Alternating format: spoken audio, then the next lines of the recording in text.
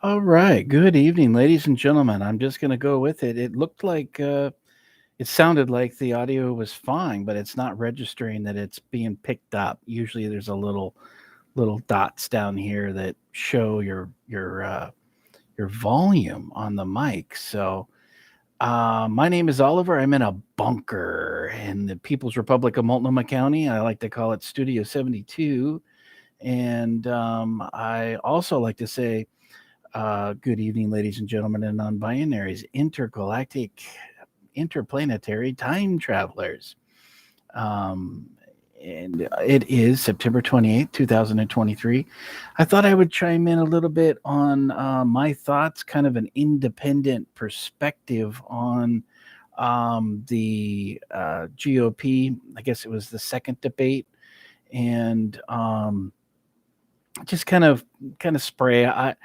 I watched it. I actually watched it 3 times, but not completely, and I dropped in on, Pat Beta David, his he had a little post live, dropped in on that.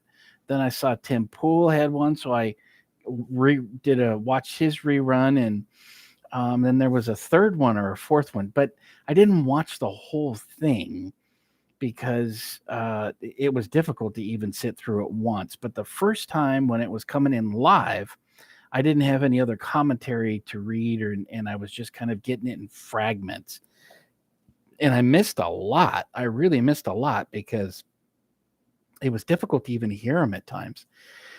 But, this is the key thing. And everyone's talking about who's the winners, who's the losers, key takeaways. Has no sense of being long winded, and unless something catches my sail here. But um,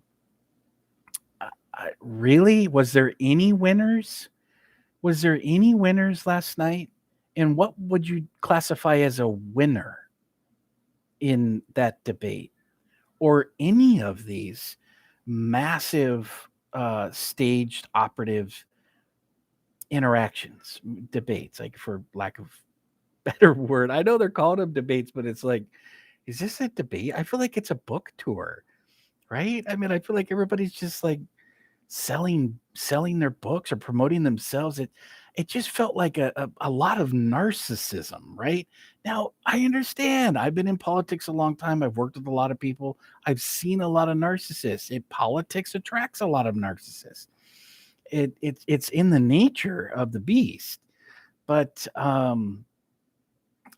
there's does narcissism help the cause? Boy, there's a book title right there, or an essay. Is our narcissism helping our party? Right? As an independent, I look at that, and I look at all the players up there on the stage. I saw the first debate, and then the second debate here, and I'm just like, what is going on? I mean, I understand what's going on. What is the intentions of what is going on is what I'm trying to kind of get at here. And it's kind of like, it's kind of puzzling to me. It's pretty clear that really the winner was the one that was not on the stage and that was taking all the shots, and that's Donald J. Trump. Um, and it just felt like a lot of disrespect, um, personal attacks on Don, and and that's the goal, and that's the mission. I mean, you're dealing with Governor Chris Christie. That is, I mean, does anybody like him? Is he pulling 1%? What the f are you doing on a debate stage, claiming to be Republican, claiming to be conservative, when you have Donald Trump who's pulling in 50 points ahead of everyone, right? And all the polling. The base is clearly spoken. So you're disregarding the entire base or the majority, not the entire, because I know there's another 40 whatever percent that are kind of like, I'm not sure who to vote for yet.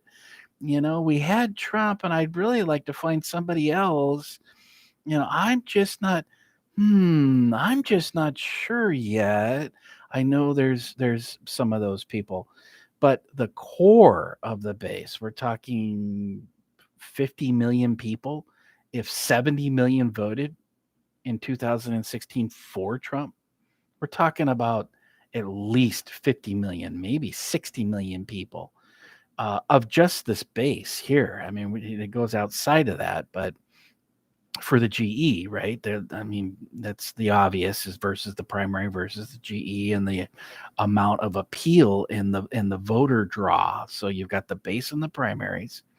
So these guys are up here preaching to the base. I think that Vivek Ramaswamy, that's just a nickname, I mean, I don't totally know if he's swampy, but that's kind of he's taking the draw. It's kind of like Ramaswamy, no Ramaswamy.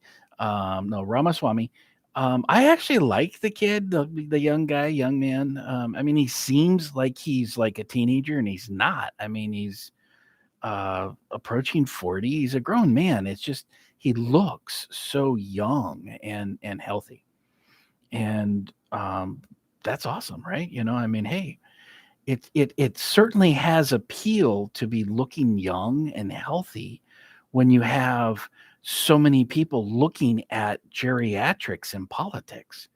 I mean, really, the Congressional Senate looks like a nursing home to a lot of people, and I'm not being an ageist. I love old people. I don't like old senators that have been there too long. That's a huge effing problem. I agree on the floor vote. I'm not sure how that came out, but I know Gates was trying to separate the votes, and I think I saw a post from him saying that we're going to vote on term limits. Oh, please, please, term limits is a game changer. I think it's needed. It's greatly needed, and that should be obvious. I mean, and what should be more obvious is that when the people are so ill, Mitch McConnell, what is it, Barbara Boxer, God, who isn't ill in the Senate? And that was the one thing that kind of caught me on the stage is everybody looked like they were fighting SARS-2 or COVID or some sickness, some illness. I mean, Pence looked really ill. And I'm not trying to be, this is analysis. I'm not trying to be, I'm not trying to be a prick or something. I'm just saying it's like Pence didn't look right, did he? I mean, what was your thoughts on Pence there? And just about everybody, even Tim Scott sounded like he had something in his throat. He's probably got the new strain that's going around. I know I caught some variant, whatever the heck it was. It was the XBBs. I think I actually experienced them all. I mean, none of them really totally take me down like the first round in the fall of 2019. And I'm not sure I ever really recovered from 2019 from the original. It kicked my ass. I mean, I don't want to get into all of it, but I mean, it's like I'm still not complete. So, and I'm more vulnerable. I feel like I'm more vulnerable to any type of little thing that comes through, although I am doing a lot better. But I think the XBB, Tim Scott, he sounded rough. The Governor DeSantis, he sounded like he was fighting something. I saw some video where he's like clenching his teeth and he's grinding. I can relate to that. I grind my teeth. I grind my teeth in my sleep and blah blah blah. But to be on a stage and catch you on video grinding your teeth and then almost is, my God, right? It's like, okay, yeah, he's people grind their teeth. It's stressful. Then you've got the helper coming in and just powdering him and putting more makeup on him. And it's Governor DeSantis was wearing more makeup than Nikki Haley, and Nikki Haley looked like she was in drag or something. So it was just a really strange dynamic to catch that video from the audience with him getting powdered up. It's like this little bronzer, and I'm just like, doesn't that just speak volumes of someone's authenticity? I mean, to me, it's just like, my God. I mean, I know Hollywood and actors, they're all wearing makeup. But for me, it's just like, you phony person. It's like, come on. I don't know. I'm probably being too critical about all that makeup, but to see that video and all this powder, and he's got his little head out there, so she's coming up and on the stage, it's like, you didn't get enough of that before you got up on the stage. This was another layering of bronzer from Governor DeSantis. Nikki Haley, I personally can't stand her. I've read a number of articles that said she was the winner. Um, I don't see how she could be the winner there. I I mean, she's just a horrible, horrible person. She's a warmonger. She's a total war skank. This is a neocon. She sounded like it really felt like we had a number of players, with the exception of Vivek, and then even Governor DeSantis was saying, let's give peace a chance. But it was just warmongers. It was like the board of Raytheon. I mean, it was Lockheed Martin was alive and well. Boeing was there, and literally you got the 747 up above, this big cool airplane up there, like, some sort of 9/11 reenactment at the Reagan Institute, which was a little strange, but I mean, I can understand all of it. And then so you've got Governor Christie was a abusive, doing his thing. I mean, I like fighters. That's the one thing. It was like I had to go back and forth. It was like, God, they sounded like kids over talking each other at times, and it was like so many people were turned off on that. The first one of the rounds that I saw, like I said, I went through 3 different rounds with different commentary on this one. Not the full length, but as I explained, and it struck me as, my God, it's like, what happened to teamwork? What is going on up here? None of these people have a chance in hell. And you've got Raytheon and Lockheed Martin up there saying Russia, Russia, Russia. Nikki Haley is, and I know her husband, I guess, is in the forces. Governor DeSantis he was talking about he was in Iraq, and there's rumors he was waterboarding innocent people, or at least those that weren't even indicted, down at Guantanamo Bay. So is that true? I think it is. If it's not, then okay, my bad. But I mean, here he is. We got the waterboarder in chief. So, he's got his interest, but, all credit due, he was talking about peace. I don't know. I don't have his exact quotes, but he didn't have that war hawk that Governor Haley has. That's a real turnoff to people like me. I think it's a real turnoff to 100 million Americans. But as an independent and as a peace activist, my whole life, coming out of seeing the Cold War collapse, I'm Generation X. I mean, my senior year at Lincoln High, we had actually a Soviet exchange student come in, and for the year, I mean, it completely de-escalation of the war, and we took credit for that. We had pride in that. Taking credit meaning, it's kind of a weird thing, but like our generation was like, hey, give peace a chance. And here it was manifesting. It feels so effed up to go completely backwards so many decades later. And here we are looking at a nuclear winter, a nuclear holocaust. And here we are with these people on the stage advocating like that's what we need. We got to, Pence even screaming and interrupting, it's peace through strength. You're aligned with China, and China is funding Russia. It was like just this dog pile on Vivek, as he's talking about the peace plank. And they're hitting him hard because you've got Warhawk neocons that are slamming somebody a young guy, which older people, they hate to see successful young people. I'm serious. At least in business, sometimes, not all the time, but at least in business and often with conservatives and with the Republican Party. There's a real level of seniority, and I'm sure it's present there with the Democrat Party, but they are much better.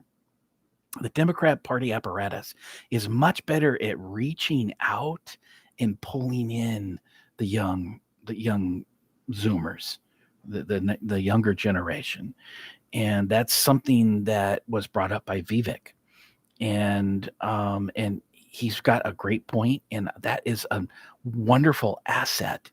Vivek is not only with as an Indian, his parents were immigrants, person of color, professional businessman.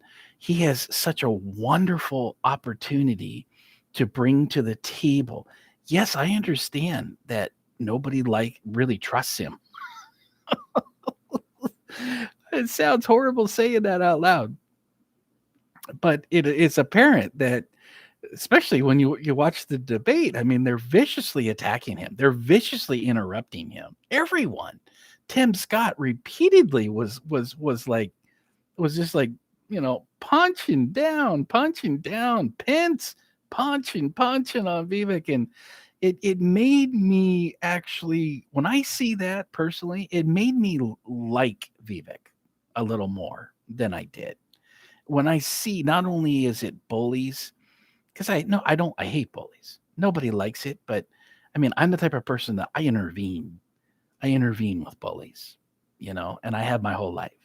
When I see that type of oppression, when I see this type of, these little goombas like that, it's time to intervene, right?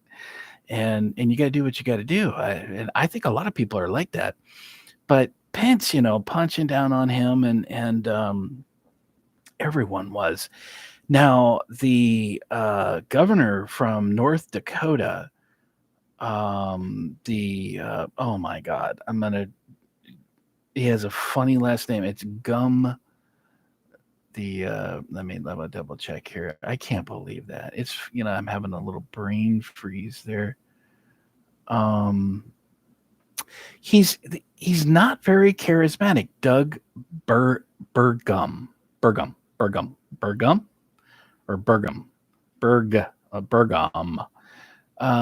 Burgum. He actually hit home some great points, and he handled himself very well. He was fast. He talked fast, which to me that shows that someone's alert and they're there and they've got good valid points, like Vivek. Now he said something about talking too fast, or people think I'm a know-it-all, and I'm not a know-it-all, and that was good. That was good messaging on his part, because he's a younger guy. Even though he's not a teenager, everyone treats him like he's 19. He's not, but point it made. And he made those statements, and it's really, really good to do that. It's unfortunate that these debates are driving communities of color and potential voters away. The way that they're treating him is like, if they're treating him like this, then this party has absolutely no interest or any empathy in my problems, my cause, and anything that I have to be a part of it. They don't want me there. They don't want him there. They obviously don't want Vivek there. They're attacking him viciously, savagely, on prime time, on live in front of everyone. And it's gross. And it's a real miscarriage of voter outrage, real miscarriage of justice. It's just stupid. It's really stupid. It's bad strategy. And now I'm beginning to feel like Trump was right. I was actually like, months ago, I was saying, I was like, no, debate, Trump. You're an excellent debater, to the team and, his family, just comments and social media. I was like, no, get him up there and debate. Oh man, now I realize the damage and danger of that. After seeing that type of vicious, wild swings. Now, again, like I said briefly, is I actually like the fight and everyone was talking about how it was horrible and they were talking over each other. That's not good. I think they were even switching mics, or Dana, the host, was threatened to turn off mics. I hate censorship, but there's an argument there, but I didn't really want that to ever happen. You just got to man up. You got people up, integrity up, and not talk over and do that. It felt desperate. It felt like an act of desperation is what I was hearing. I was hearing desperation. And that's not good. It looks horrible. It looks weak. And what are we doing here? Why are we having these stage debates when you're attacking somebody who's very, very popular? You're attacking Donnie. You got Chris Christie, who's like, Porky Pig calling Donald Duck because he's ducking out. I mean, is that where we're going? We're going to go into, 5th grade, 6th grade. Oh, you're a big fat guy and you're Porky Pig. And oh yeah, well, you're Donald Duck because you duck out of debates. It's like, what the fuck are you guys doing? It turns off the public. It turns off the people. Here's a prime opportunity to do voter outreach, and you're dropping the ball. You're fucking it up. But something tells me, is that the plan? Are you sabotaging the entire Republican? Are you sabotaging the GE, the entire party and everything? I mean, is that really where it's at? It might be. This Republican in name only might be like uniparty in name only, and it might be it might be like, we're going to throw this to a Democrat that's more aligned in our neoliberal neocon alliance, a war and all the rest of it, deep state nonsense. So we'll sabotage the entire. I mean, it almost felt like here we have entire conservative Republican GOP saboteurs right there on the stage attacking Donald. That's the stupidest fucking thing you could do. And what you want to do is you want to get the voices, multiple voices out there to bring in and to draw in. I liked Tim Scott early on. I've liked him actually for years. He was working with Trump and on a number of things years ago. I like that. I love intelligent, well-spoken people that are a walk of life. They're every day right out of the community walks of life. But now you hear this Lockheed Martin, you can hear that he's been bribed. He's total neocon war hawk, Tim Scott. And it's so sad. It hurts me because now I'm totally repelling him. I don't even want him in the cabinet. I don't want him anywhere near anything. I don't want him near the White House because I don't want any war hawks near the White House. See? We're tired of this slaughter. We're tired of sending all this money to literally Nazis. It's not a hyperbole. We're talking about Azov Battalion in the National Guard, Bandera supporters. This is fucking full-blown Nazis. Why in the fuck would we send any money to the Nazis? Ever. We killed Nazis in World War II, and we took massive hits. My family was killed Nazis in World War II, as many of our families did. We worked with the Russians to kill the Nazis. Now these son of a bitches are standing with literal Nazis to kill and slaughter Russians in a bizarre Slavic civil war. Unnecessary. It's totally unnecessary. And it's bizarre because it's a slaughter. I mean, I understand the history of it. And I don't see Putin as the aggressor. I see Putin as self-defense.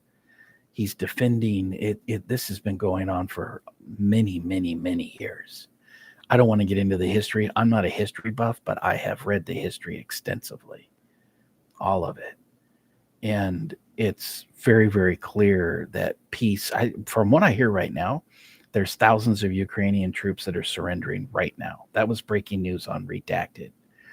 So I don't know how much of that. I haven't seen the ground reports like from Lancaster and some of these other independents, but that's exactly what we need. But that doesn't mean that the problems are done. We got Clinton Foundation in there coming in to snatch up the children, right? And then we got that other, I always forget her name, Abramovich, or the crazy witch lady that drinks blood and does all this spirit cooking shit. I mean, and I rebuke her in the name of God. She is a sick bitch. But that witch lady, she's been tapped by little Zelensky, the little Nazi dude who claims, people say, oh, but he's Jewish. he's, wait, there's no Nazis. He's Jewish. How you stupid conspiracy guy. And no. So Kolomoisky, who's in exile in Israel, is who funded and created Zelensky. There's all kinds of corruption and sickness going on there. So I don't care if you claim or they claim that they've got some sort of Judeo lineage of any kind. When you are arming and standing with Nazis for your cause, whatever the corruption, there's a lot of that corruption. It doesn't really matter what you say you are racially. And you're certainly not religious or with God. That's the other thing that really needs to be exposed with these conservatives and anybody that, like Nikki Haley and all these people that want to say that they're with Jesus or they're Christians and all this. Jesus doesn't stand with Nazis. Show me in the Bible, show me in scripture where it says, thou shalt stand with Nazis and kill Russians. And God says, this is good. No, thou shalt not kill is what's in the Bible. Blessed are the peacemakers. That's what's in the Bible. And if you don't know that, then you're with the dark side. You're not with any religious healing, redeeming factor. You're with the dark side, and you're a hypocrite, and you're a mofo. You're a sick mofo. But that needs to be exposed because this aggression will not stand anymore. And to quote the dude in The Big Lebowski, this aggression will not stand, man. And it's there's hundreds of thousands of dead people, all the orphans, and it just makes me sick when I think about it. And it's just amazing that so many people in America can just ignore that and not think about it and not care. Like, now I think finally it's been a couple of years of this shit, year and a half, almost 2 years, 18 months, whatever it's been. It kind of feels like people are starting to wake up. But so let me wrap up on the debate. It was a big part of the debate was war and Nikki Haley, Tim Scott, which it's a heartbreaker. I've never liked Nikki Haley, so it's like no sweat. It's like that's expected from that war skank. She's a war skank. But to hear it from Pence is obviously a neocon war skank, and it's peace through strength. World War IV. I think it's World War IV. Like I've said before many times, I think World War III has already happened. But peace through strength. I mean, there's no strength. There's no peace with a nuclear holocaust. And you got people like Sean Penn and these other greasy maggots that are saying, like, you're cowards. You guys are cowards. You're worried about a nuclear holocaust. Don't worry about that. Oh, don't worry about a nuclear holocaust. What are you worrying about, huh? Well, what happens is if you survive that, okay, the radiation plumes go around the globe and affect everyone, contaminating food supplies, contaminating in slow kill humans, animals, and our food, plants, everything. And it actually could get to the point where there isn't very many of us even alive, which it probably won't get to that, but who knows? I mean, why? What are we going to say? Probably. I mean, what are we talking about here? It's like we got nuclear submarines all over, facing all directions. Ours, Chinese, Russian, everywhere. It's like it's time to bring this down. It's time to build some housing for these veterans who are houseless from the previous 20 years of bloodshed and slaughter and war. Nothing sicker to me than conservatives and Republicans who claim to be with Jesus and claim to be Christians advocating for nuclear holocaust, peace through strength. Fucking Pence. These people are fucking sick, man. They really are sick. And when you have sick people on prime time answering questions with sick answers, it just turns off everyone. It turns off the voters. It's uplifting neoliberal Democrats. It's uplifting the entire war cause. And that, as an independent, it deeply disturbs me. Deeply disturbs me. That's the exact opposite of what we don't want. And that's why I like some of the things that Trump has talked about with peace and diplomacy. I mean, the guy walked into the demilitarized zone, the DMZ of North Korea, little rocket man, after, the nasty tweets and the mean tweets. People don't realize is that is a way of diplomacy.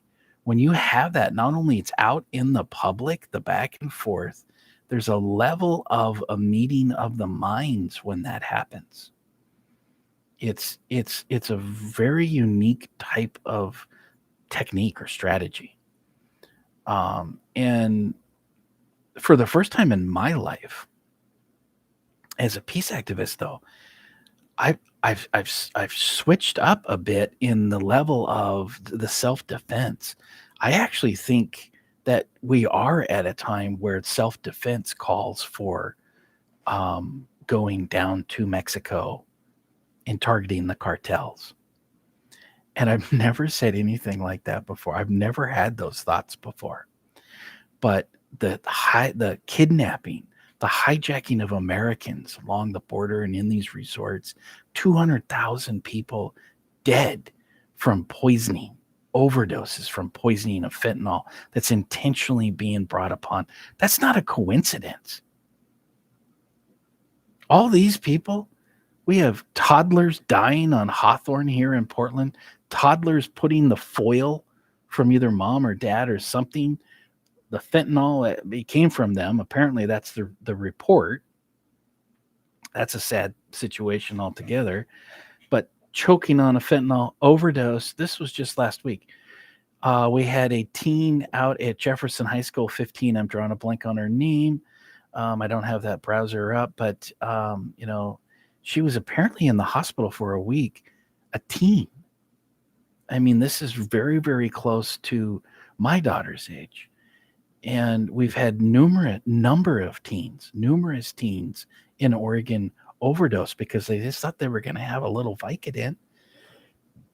I mean, there's nothing wrong with a little hydrocodone or oxycodone, or it's like a Tylenol with a boost. That's not what they bought. And the same thing I've seen, I've read. I hadn't seen it firsthand. Thank God. I used to, when I was working downtown in the crisis shelters, I used to see people come in and overdose.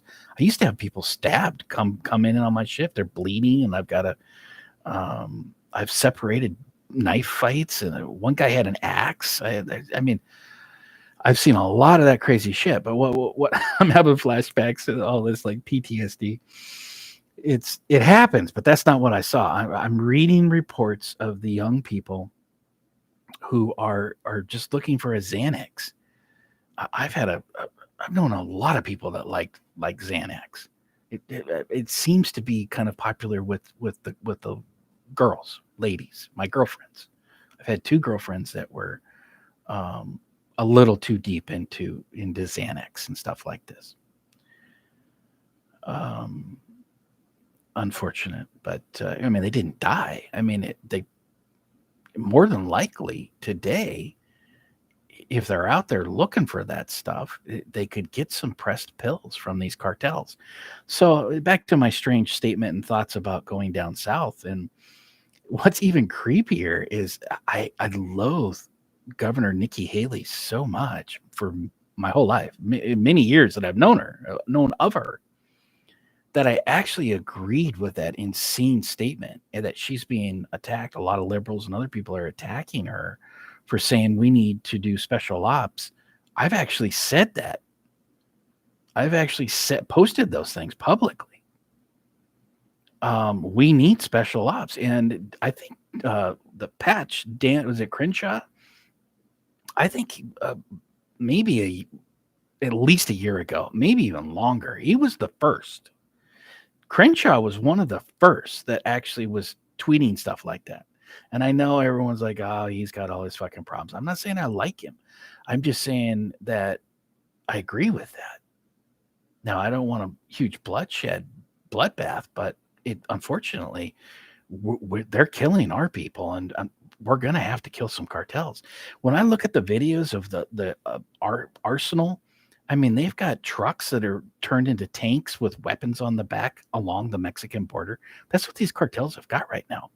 They are terrorizing and they're taking over towns in our country. It's one thing to say, oh, well, fuck, they'll let them battle it out. And it's like, oh, they've been battling it out. And oh, fuck, they're going to continue to battle it out. Don't worry about that. Now, this is in our front yard.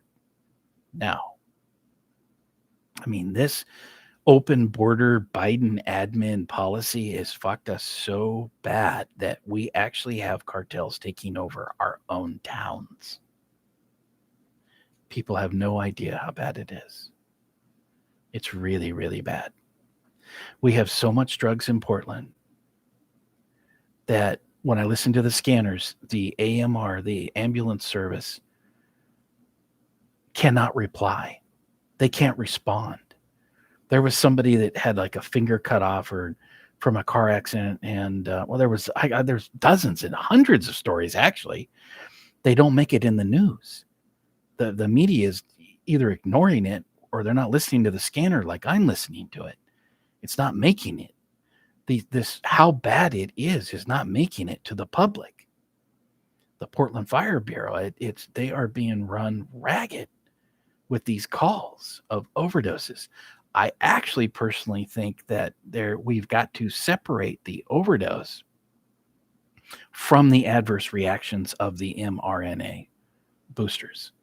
Because when I hear the calls, when I hear the heart issues and this and that and hearts, or what else do I hear?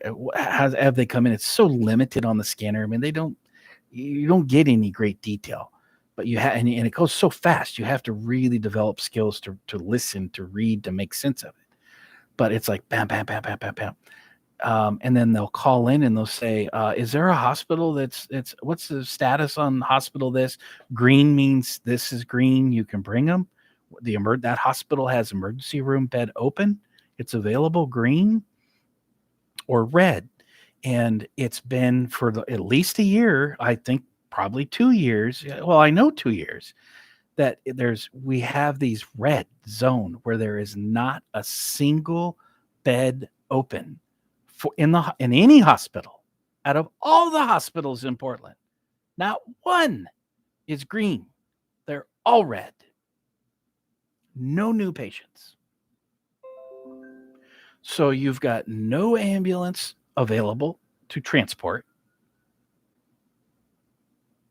I've never fucking heard that before in my life. Have you? Have you ever heard that there wasn't ambulances in your city available because they're all attending overdoses or heart problems, trouble breathing, heart issues, fainting? I've noticed I've been hearing fainting. You mean fainting? You mean overdose? Overdose. You're calling overdose fainting because we don't know. They're blacked out, right? I mean, I'm not sure, but I think that's probably rational and logical to understand. That's the state of Portland. That's the state of affairs in this city right now. And you have the Multnomah County commissioners that are so clueless. They're really, really out to lunch. Closed down the one detox instead of building more detox scandal or whatever, closing it down. I mean, it's got to be completely restructured. I thought about maybe should I try to jump on, one of these committees, and I just think, what are you, masochistic? I'm not. I'm not a masochist. I would feel like I am trying to inflict great pain upon myself to get in on these committees, but it's like you nobody's understanding what the fuck is the problem. Multnomah County.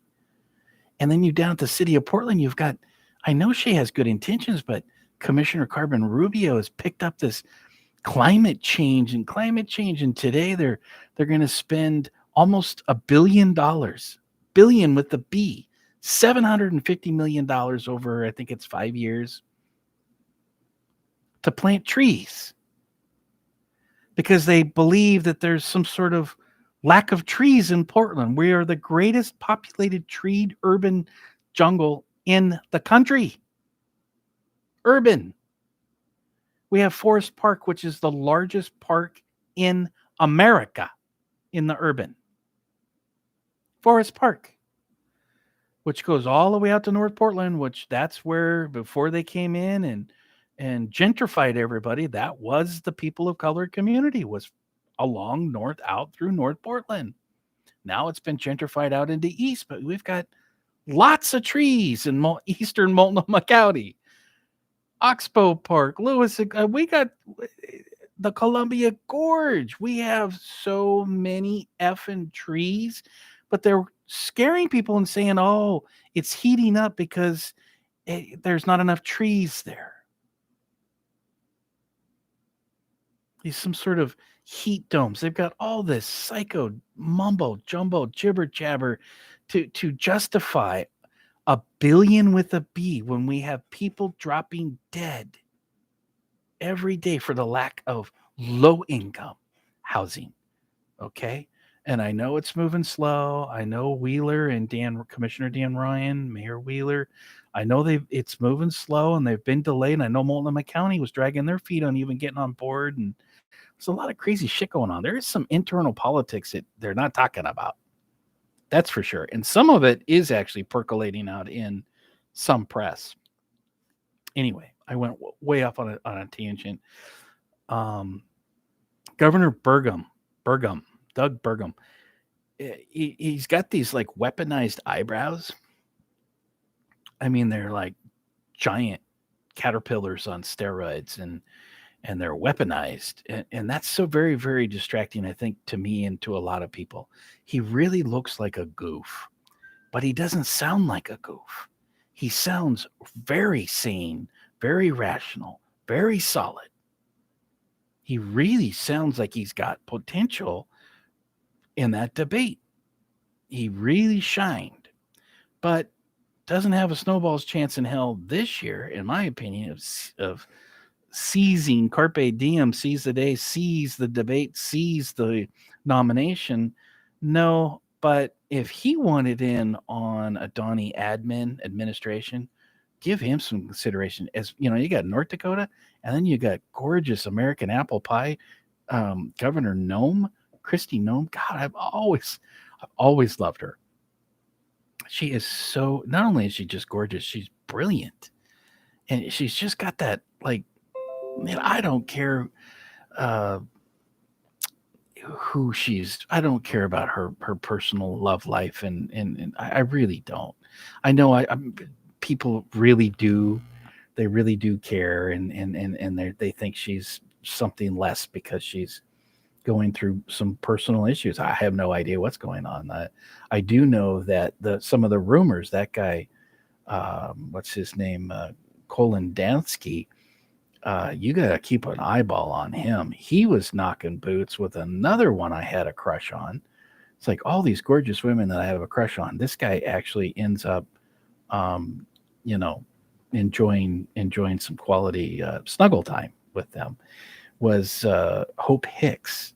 Hope Hicks, the communications director. I even painted her. She inspired me to actually do a couple different paintings. Hope Hicks. And she is amazing. But listen, you got to watch that Corey Lewandowski guy. I mean, do not leave Don't leave your wives alone with him. Don't leave your communications director. I don't. What is the deal with that guy? I mean, he's not. I mean, I don't know, ladies. You tell me. He's not really. He's not like Magnum PI Studley. I mean, is he? He kind of seems kind of nerdy. He's got the buzz cut, which I don't know. I've had buzz cuts. I mean, there's nothing really wrong with a buzz cut, but that's not my point. Is it's just like you just wouldn't expect that guy to. You can't underestimate anybody. I've learned that. After I was gonna say it's kind of like I don't really know how to break it down. I think maybe I'm just kind of a little jealous of the guy, which that sounds kind of creepy too, right? It's like, but when you see this guy, you really got to wonder what's going on. I mean, he obviously knows how to snuggle. He's got to be a good snuggler, good snuggle little cuddle bear. You're right. I mean, and huggy bears go a long ways. I mean, look at me. I'm an average looking guy. I know how to snuggle and cuddle. I've had some amazing, beautiful, special lady friends in my life over the years. I'm kind of, I became a dad full time, and I wasn't chasing special lady friends around at all, really. I mean, there was, you know, like one or two that just happened to just fall in my lap, and was not literally like just drop into my lap, and I'm like, wow, let's spend the summer together and snuggle, right? But I haven't been doing that recently. My point is that an average guy like me, average looking dude, if you're a good snuggler and cuddler, right? But I just wonder what the deal is with the guy. I really do. I'm very, very curious. I'm like, is he? I don't want to say the other things I'm thinking. Like he's right. I mean, he's got some skills to pay the bills or something there, right? But anyway, so I sure hope everyone realized that Nikki Haley is a horrific, angry, nasty wench, and let's stop boosting her in the polls. We don't need her in the admin. Stop talking about her as a VP.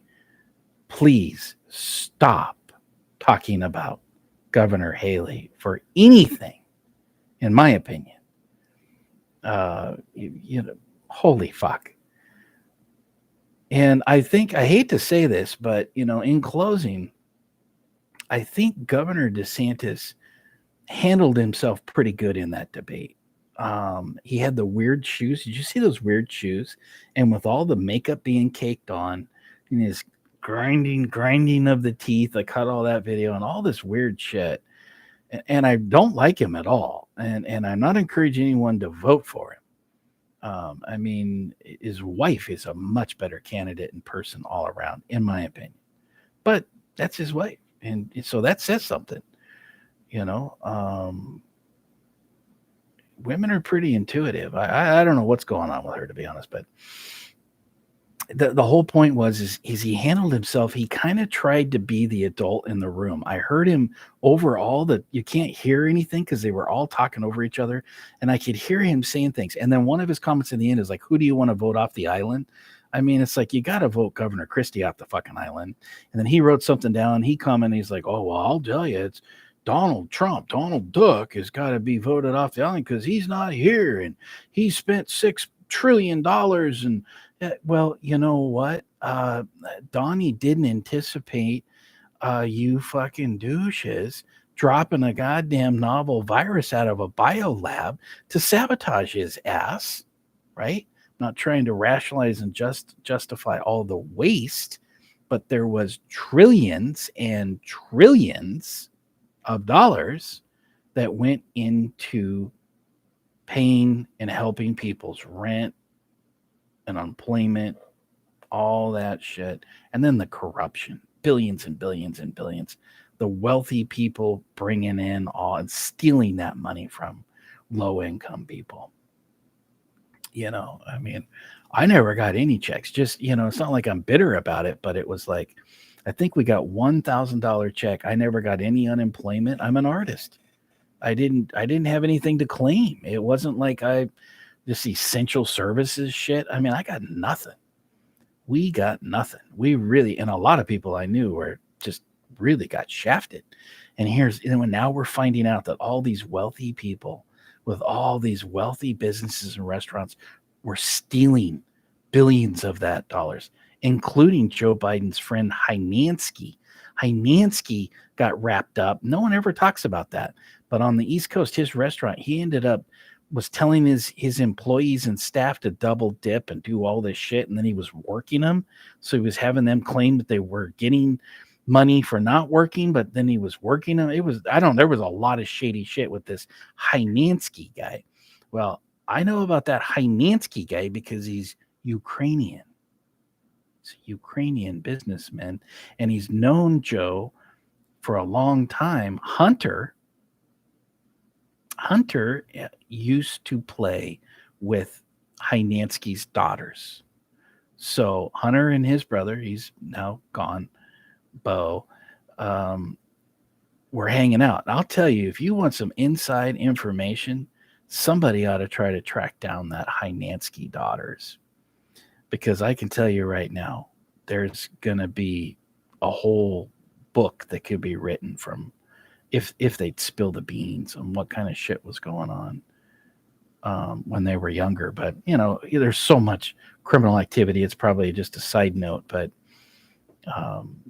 I'm sure I don't know why that name keeps getting Hynansky, Joe's BFF for 50 years. It's like protected. He's Ukrainian. So what's this great interest with Joe and the Ukraine? It could possibly go back 50 years with this Hynansky Ukrainian business guy. But anyway, he was scamming a bunch of money. A lot of these guys were. That waste was fucked up. The whole situation was fucked up. But what are you I don't think they should have closed anything. But what are you going to do with helping people that are going to be evicted? What are you going to do? You're just going to let the entire American population collapse? There's a lot of conservatives that believe that. They feel that way. I think that's really sad. I think it's disgusting, actually. So, Americans, especially the swing independents that you need, that's not the kind of fucking messaging they want to hear. All right. And Donald Trump is right. He's right. You guys need to snap out of it and smarten up, because this is past the primary to win this election, which after that debate last night, I'm questioning whether these guys really even want to win. They really don't care. They want to sell their books, promote themselves, and sabotage the MAGA movement so bad they're willing to implode whatever they're calling the Republican Party, and then claim that MAGA is trying to implode their wonderful little uniparty Republican Party. I mean, it's just so effed up. But anyway, so winners and losers, I don't think there was any winners other than the gentleman who was not in the room, and that was Donnie. But if you want to come down to it, Vivek, he was so viciously attacked, they literally were drowning him out with his responses and overlapping. Now, he may be shady AF. He may be shady as all fuck. There is some questionable stuff, but he has tried to clarify some of it. He's made videos about different funding. They're breaking his balls about the China business connection. Years ago, China was the go-to for any business. I mean, I had friends in Portland that married Chinese women and were doing all kinds of Chinese business. It was a normal business development. They weren't a hostile. They weren't considered. We weren't viewing the Chinese as hostile years ago. But it's clear now, and it might even be that, in fact, it's more than might, that the CCP is intentionally trying to implode us, and they're sending the fentanyl or at least giving the cartels the chemicals to process and soup up these opiates into these super fentanyl and that's coming in and killing us. And it could actually be originating from CCP, Chinese cartels. There's independent Michael Yon, independent journalists that are tracking down through Belize and Panama Canal and all of these areas where these all these migrants are being teamed up, and they're seeing thousands and thousands of military-aged Chinese coming on up right across the border. And there's Biden administration and Joe Biden with the welcome sign saying, come on in. And I'm not xenophobic. I'm just saying, I know that that's the attack is, it's like that whole sexist, racist, xenophobic, all this shit that the left and all this crap they use as ammo. I know that's what they say, but that's not what this is about. We need to stabilize America. We need to take care of our people. And at this point, with all the millions of folks, we don't even know what's going on. The sad, sad case of thousands of children in Ohio are missing. Where the hell did they go? And we got how many? Tens of thousands. There was 100,000 children that they came across the border that Joe Biden's administration lost track of. Where did those children go? So now we have the migrant border crossing children that are disappearing. Where the fuck? And now we've got American children. Thousands in Ohio, gone. Boosh. Like the drummer of Spinal Tap, just boosh, gone. Spontaneous combustion. It's like, wait, what? The fuck? I don't know, man. But I agree that now I've changed my opinion. The debates are hurting and not helping the Republicans, the cause, the conservatives. They're hurting the country, really. The fact that they're still attacking Trump because he doesn't want to go into that shit show and wrestle around with a bunch of muddy pigs. That's what it looked like, a stage of muddy pigs all slinging shit at Donald Trump, who's leading all of them by 60 points in some polls. You better get smart because our country is collapsing and we're on the verge of World War IV. All right. Let's snap the fuck out of it. All right. So, peace out. Talk to you soon.